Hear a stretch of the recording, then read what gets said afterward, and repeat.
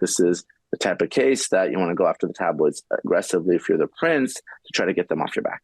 Let's move on to Prince Harry, because this is interesting. We talked about this last week, but he submitted a witness statement in which he said that he was made to adopt his family policies of never complain, never explain. He made a surprise visit to London to attend the court hearing, which I don't think a lot of people expected. And he said that he became aware that he had a claim against newspapers over phone hacking that he could bring in 2018. He said the institution was without a doubt withholding information from me for a long time about NGN's phone hacking, and that has only become clear in recent years as I have pursued my own claim with different legal advice and representation. He added that it's not an exaggeration to say that the bubble burst in terms of what he knew when he stepped down from the royal family back in 2020. As we said last week, he is suing the Associated Newspapers for misrepresenting him in an article last February.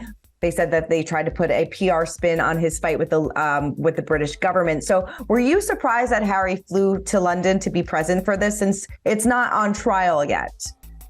I'm not surprised. And if you care about a case, doesn't matter whether it's Scheana Shay today or Prince Harry or even Gwyneth Paltrow, you have to show up. So, not showing up is a very easy way to lose your case. So, and the prince feels very strongly about the British tabloids. So what we're dealing with now isn't the actual trial. We're dealing with some kind of nuanced procedural pre-trial issues. So I'm going to break them down so folks can understand what's going on.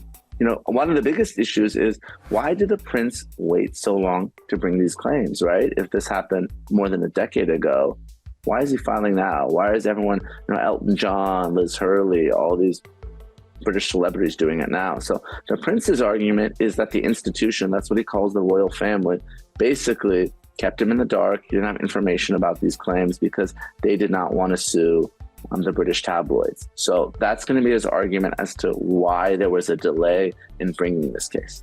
Definitely. So will this witness statement, will this make a difference in anything? I think so. There's some really important pretrial matters that are happening right now. One is, of course, the prince's testimony. But the other issue is there was an inquiry, essentially a public investigation there in the UK. It was about, I think, 2011 or 2012. It was the Levinson inquiry. And what happened there was there was this body, this judicial body, they investigated these allegations, and they told the British press that if you provide information voluntarily, it will be confidential.